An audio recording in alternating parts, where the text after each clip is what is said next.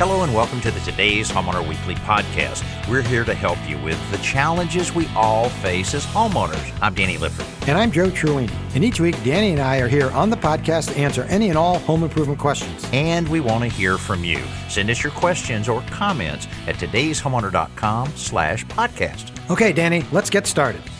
Today's Homeowner Podcast is brought to you by the Home Depot, how doers get more done. This week, we share with you a few tips on how to maintain composite decking. Yes, it seems like there's no maintenance involved, but a little bit goes a long way. Also, how to get your garage organized. Got some great tips for you on that. Revitalizing old ceramic tile, basement waterproofing. Also looking at some of the causes of mold, both inside and outside your home, and how you can prevent it. And do you have vinyl siding, and are you struggling on keeping it clean? We've got some great tips for you on that as well. And, of course, a simple solution. I've got a tip on how you can use leftover tile. You know, typically when you have a tiling project, there are always a few tiles left over, but how to use those tiles to make trivets to protect the surfaces of the tables in your house. All right, that's going to keep you around to listen to the podcast, so let's get started. Right now we're going to Illinois, and we're going to talk with Marcia. Marcia, welcome to the show, and tell us all about your deck. Thank you. Well, I have a pretty big AZEK deck that we installed about 8 or 9 years ago, and it's on 3 levels, and on each level I have a rug, and it's changed color. And we had the AZEK people out. They said it's oxidation. That we have oxidation on the deck. But they don't have a solution as far as how to get that off of the deck. Do you have anything that might help? Well, there's a lot of people that have experienced that, and because they do, the whole composite category kind of portrays it as almost maintenance free, and it just is going to look the same. But of course, when you're out in the elements and all the things that Mother Nature throws at a deck surface, especially it being flat, does cause a few problems there. By the way, you sent the pictures in, and your deck looks pretty good there, but I know that you're having some problems. Joe, what do you think on the oxidation like that? That's one of those inevitable things. Any way that she can improve the look of it a little bit? Yeah, Marcia, do you have a power washer or access to a power washer? We do. Oh, great. We do, but they told us not to use a power washer on this deck. Well, I would, you said the AZEK people came out. Now, this is someone who built the deck? No, this is from the company. And they said not to use one. Okay, because ordinarily you can use, if you're careful, you can use a power washer on a composite deck. Now, an AZEK deck isn't technically composite. It's PVC, right. It's cellular PVC, so it's a little different. But at least with a composite deck, I know you can use a pressure washer as long as you don't have the pressure cranked up higher than about 3,000 PSI, and you use a wide fan spray attachment. And what that does is it allows you to get all the dirt off first, and with a soap, put soap in the reservoir and spray it out, because that's the first step is to clean it. Yeah. So you'd have to, if you don't want to use a power washer, that's fine. You have a big deck, so it'll take a little while, but get a stiff bristle brush and some hot water and just some soap and even just liquid dish soap and scrub it, get it as clean as you can, get everything off it. And then they do make a composite deck cleaner you can use on AZEK. The company is called Defy, and there's one that has an oxygenated bleach in it, and it's not chlorine bleach, it's an oxygen bleach, so it's not going to stain your clothing or harm plants or anything like that. Okay. And it's about $24 for 2.5 pounds of it, and then you mix it, and it makes up about 5 gallons of water. 5 gallons of cleaner, rather, when you mix it. So it's a concentrate. Okay. So I would try that. Now, before I would use this, I would check with AZEK. You can go online or check with the folks you spoke with earlier to make sure you can use an oxygenated bleach on it. I'm not sure why you couldn't, but that would be the best way to get the oxidation off and kill any mold or mildew or something like that, because that's specifically designed for composite deck. So would that be applied with a brush as well? The cleaner? You'd scrub.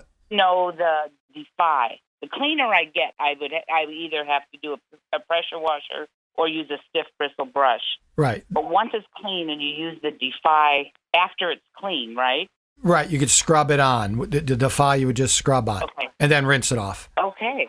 You might find just cleaning it would look fine, but I would go over it with the oxygenated bleach.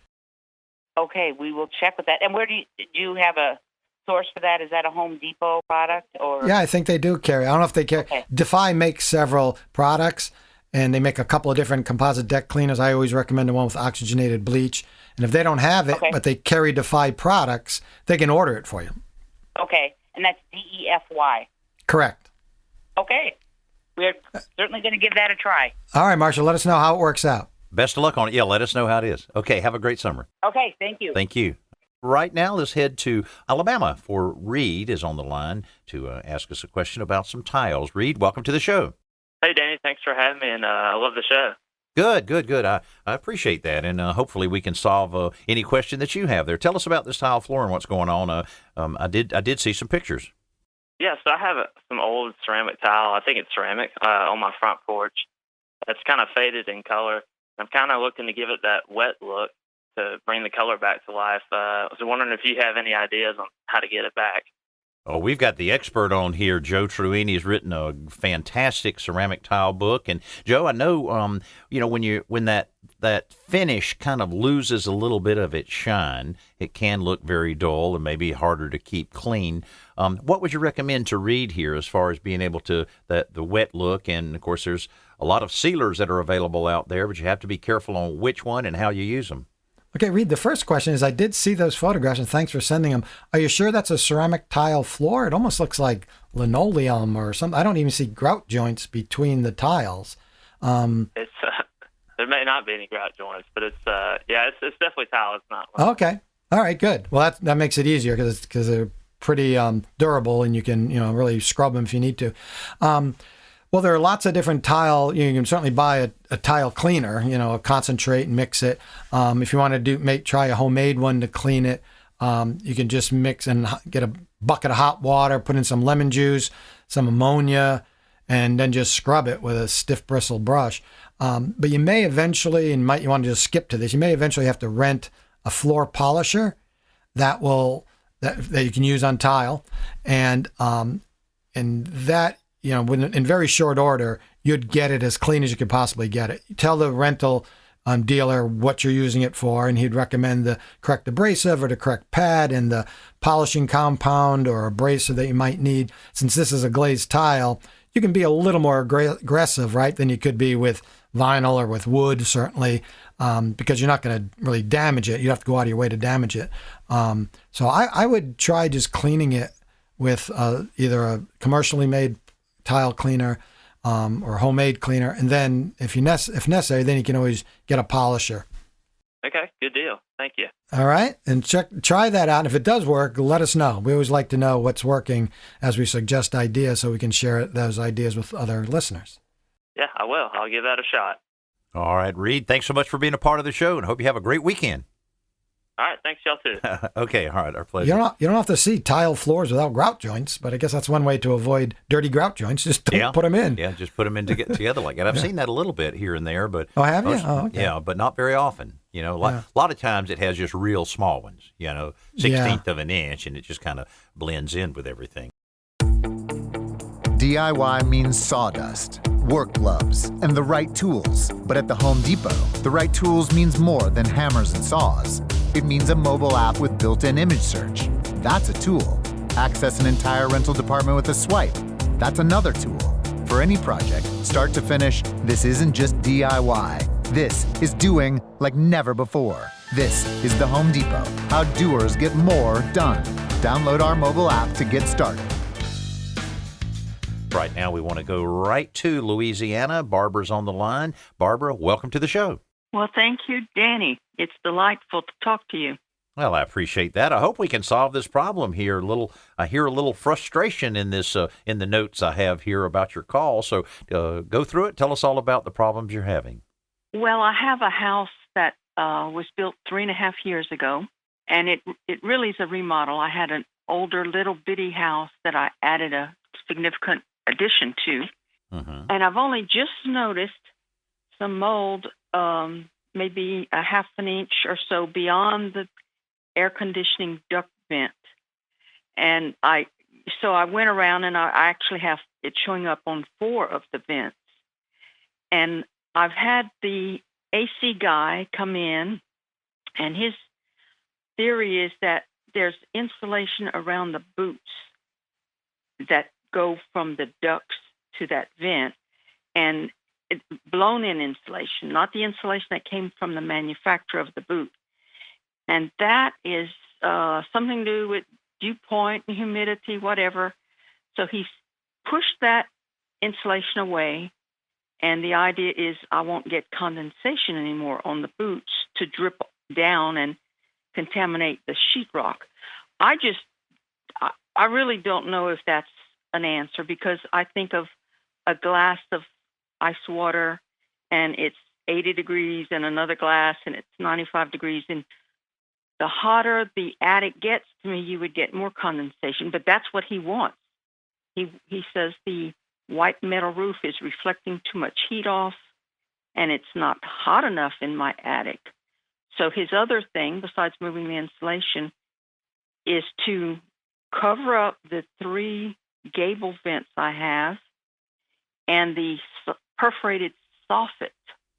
And I mean, I went with him up into the attic access over the front porch, and it turns out not only do I have mold on the bottom, ceiling of the porch, which is center match pine, painted white, but from that attic door access, I was looking at the top of those boards, and lo and behold, there's more mildew up there. So I'm more than frustrated. I'm heartsick because it's a new home.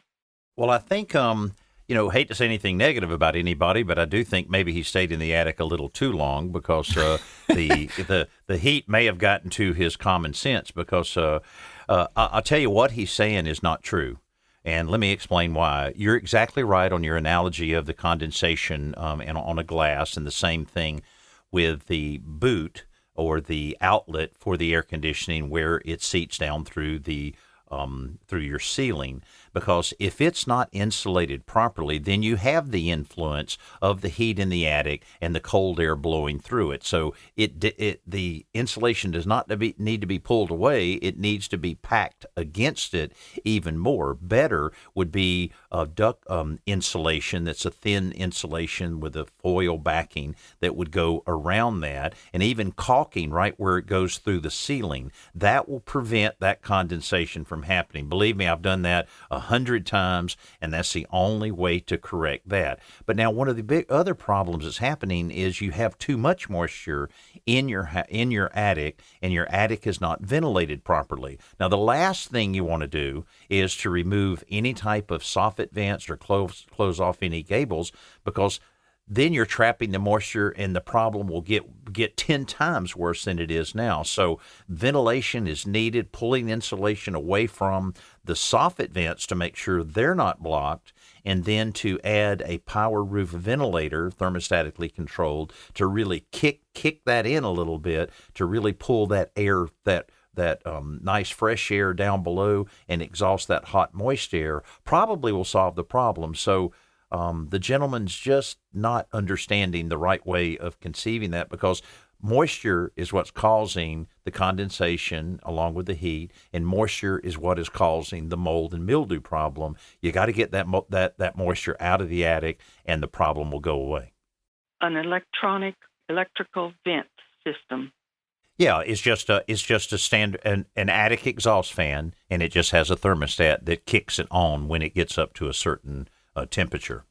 Rather than punching through the metal roof, is it possible to get something that would be near those gable vents? You can put one and mount it right on the gable itself. You'd only need one. Oh. And mount it right on the other thing. So another thing I thought about on this, Barbara, when you're talking about that it was a large renovation, that you enlarged an existing home. Unfortunately, a lot of times guys that are doing that type of work are not combining those attic spaces. You can have an original attic space from your house and then what's built. And so if those areas have not been combined, you can have heat pockets and moisture pockets within that attic space, and you definitely don't want that at all. I understand, but that's not a problem here. The old attic is open to the new. I did have a question also on the little bit of mold and mildew around those vents. Should that sheetrock be cut out and replaced? I doubt it. Normally, it's not so bad that it does require that. I would just use a little bit of oxygen bleach and a rag just to kind of dab it a little bit to clean it, and then if it's still discolored, then use a spray and a stain blocking spray that you can spray around it, and that's probably all that'll be needed. Sometimes you have to touch up the paint, but many times it matches well enough that you don't have that problem. Thank goodness. Oh. Well, Barbara, I hope this helps you out and everything, but you do need to get that moisture out of the attic, and it needs to happen, the whole entire time to make sure all year long. Some people say it's only something that they do during the summer, but it really needs to be done all the time. So, Barbara, thanks so much for being with us, and get on that so that you don't have to worry about all that mold and mildew again. You hear us talk about it all the time, Joe. People giving advice sometimes. Everybody has an opinion. Yep. But I really hate to see someone that just has no idea what they're talking about giving somebody an opinion like that. Yeah, especially something like this. We know from the fact that mold grows on ductwork and anywhere else, and when two things are present, right, moisture and hot or warm temperatures. So, and that's obviously going to happen in Louisiana. And these conditions, mold growth on ducts, can also be caused by if your air conditioning unit is oversized. She has a brand new addition. Maybe they put in a unit that's too big. Some people think, well, bigger is better. Well, not with air conditioners, because larger units can cool the space so quickly and then turn off before they get a chance to dehumidify the air. So that leads to excessive moisture. And if you keep it on a too low a temperature, it can cause this by the cool air hits the vents, which are warmer, and condenses. Or, of course, we talk all the time about ducts that have leaks in it. It allows warm air to get into the duct, and, again, it can eventually lead to condensation and then mold. So, yeah, getting rid of the moisture in the air and balancing that temperature will go a long way to solving this problem. Time for our Home Depot Best New Product of the Week, how doers get more done. If your bathroom vent fan sounds like a helicopter taking off or simply really doesn't do its job, it's time for a replacement. Now, unfortunately, replacing a vent fan can often be a really big hassle. That's why Revent designed their new easy installation bath exhaust fan with sheet lock. Now, sheet lock is the system that allows you to install this fan directly to the sheetrock in half the time without any screws or nails. It also includes adjustable 3-level LED lighting, which is sufficient to use as the main light source for the small bathrooms. The Designer Shield adds a modern look, which is both paintable and easy to clean. Plus, this fan is extremely quiet at only 0.8 ohms. So for more information on this Revent easy installation bath exhaust fan, just log on to homedepot.com. Right now, we're going to go to today's Homeowner Hotline, which you can call us at any time, 800-946-4420. Steve is on the line. Steve, tell us all about this vinyl siding issue. Hi, Danny. I have an older trailer with vinyl siding on it, kind of a light sand color. Mm-hmm. And it's in a lot with partial to mostly shade from oak trees. And I pressure washed it last year, but now the brown stain from the oak trees has came back just as bad as before. And I'm wondering if, because the siding is faded, it's not chalky or deteriorated, but seems to hold that stain. And if there's any way I can spray on some kind of sealer or protectant to make it easier to keep clean.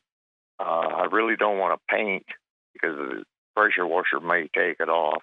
Right. Mm-hmm. And my wife said cutting down the trees is not an option. I still want to eat regularly. There you go. We don't want to cross her up on that. A couple of suggestions. Certainly trimming a few of the limbs to allow more of the sun to get to the vinyl siding will help keep that a little bit cleaner. But I'll tell you something, Steve, we did a few years ago that was very interesting, and it did work very well. And it's going to sound a little strange, but what we did is we used trisodium phosphate to clean the vinyl siding. Then, after it was dry, we actually applied Armor All, just like you put on the dash of your car. And it, you know how the dash of your car can look just terrible, and then with just minutes of putting a little bit of Armor All on it, it kind of like moisturizes it and revitalizes it a good bit. And and we were actually doing this on some vinyl shutters that had oxidized and looked terrible, and within just minutes they looked brand new.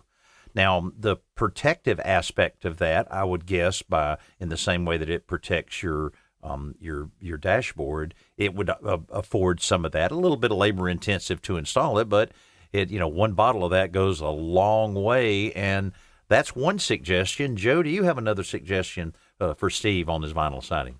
Yeah, Steve, what I would suggest is try what Danny just suggested, but if it doesn't work, if you want to try something else, they do make a professional grade cleaner specifically made for vinyl siding, and it's called Vinyl Renew. And Renew is spelled R-E-N-U, Vinyl Renew. And it removes oxidation, mold, algae, stains from bugs and leaves and trees, I suspect as well.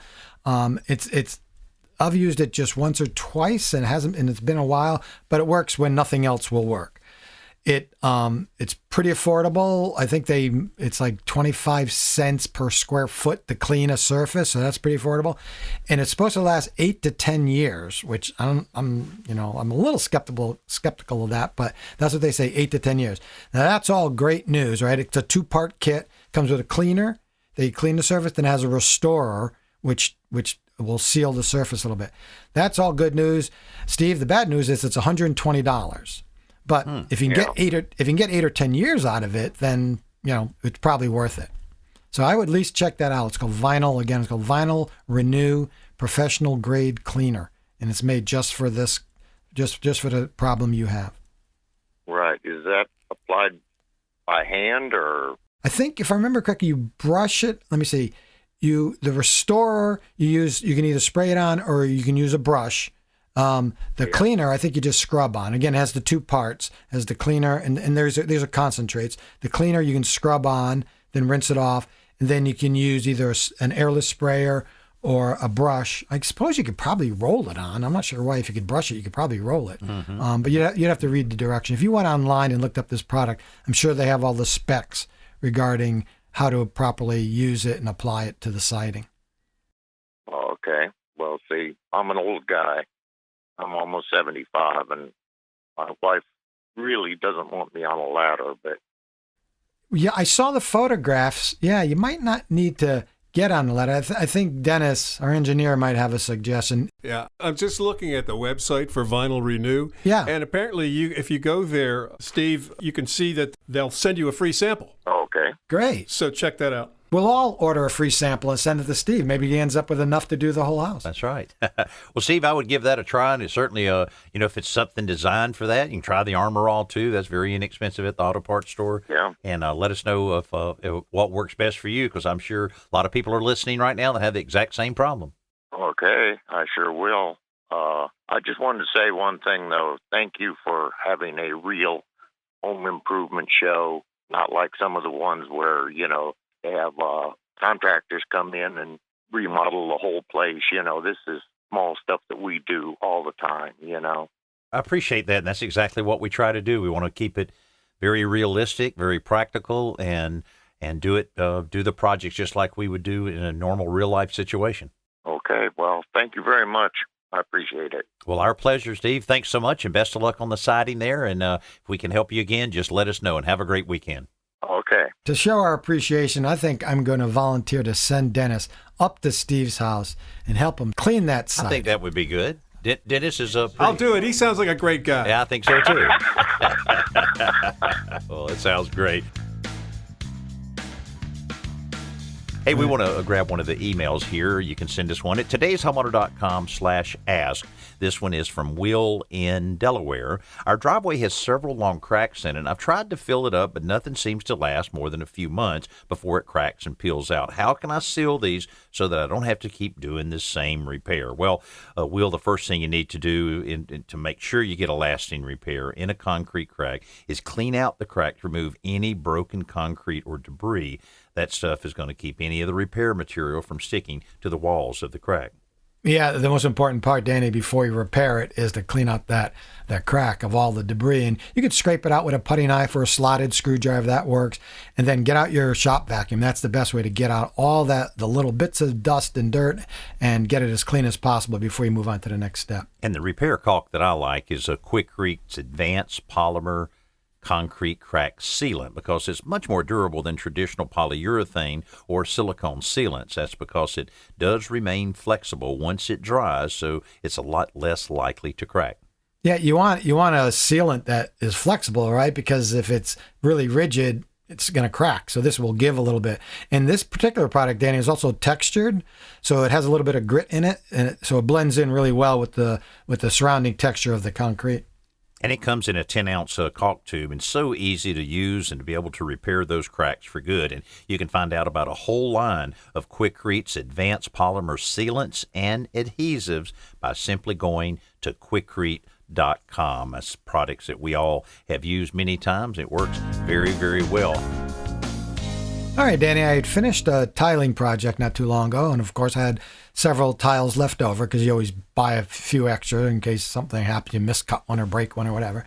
So I thought, okay, so what am I going to do with these tiles? I don't need all of them. So I thought it'd be a great simple solution to turn them into trivets to protect, like dining room tables or countertops or anything like that. So here's what you do. But if you just take the tile and just put it on the surface, the underside of the tile, of course, is kind of rough and you can scratch it, especially if someone slides it, you can scratch it. So you have to make some kind of pad. And rather than buying furniture, little stick-on glides, I decided to make my own with some silicone. So here's what you do.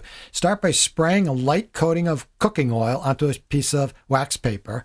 Then lay 2 paint sticks, or I actually use tongue depressors, across the wax paper. And they're going to create the spacers for these little pads you're going to make. Next, use a hot melt glue gun. You can use silicone or hot melt glue and put a 1/2-inch diameter dab of hot melt glue on each back corner of the tile. So 4 dabs, and immediately press it down onto the wooden sticks. You don't want the sticks hitting the glue, of course. You just want it to go against. That's the reason you spray the oil on the wax paper, so that the glue doesn't stick to the wax paper. But in any case, you press it down, and you wind up with, in each corner, a little hot melt glue soft pad, the thickness of the tongue depressor or the paint stick, whatever you use. So you just let it harden for a few minutes, peel off the wax paper, and there you go. Oh, that's a great idea. You got this trivet with these little stick-on pads made out of hot melt glue. And you think about it, this time of the year, a lot of outside entertaining taking place, and you have your tables out there. You don't want to burn with any of those hamburgers bringing off the grill. So that's a really good one. And this is what we do every week. Joe shares with us every hour another simple solution, but you don't have to wait for that. You can go to todayshomeowner.com/simple solutions and see over 500 of these. Now it's time for our podcast question of the week. This comes from Rachel in Alabama. My question is, how often should I flush or drain my electric water heater for preventative maintenance? Taking care of my home is a never-ending process as a single woman. Watching today's Homeowner television show has been a part of my life for over a decade. Well, that's very sweet.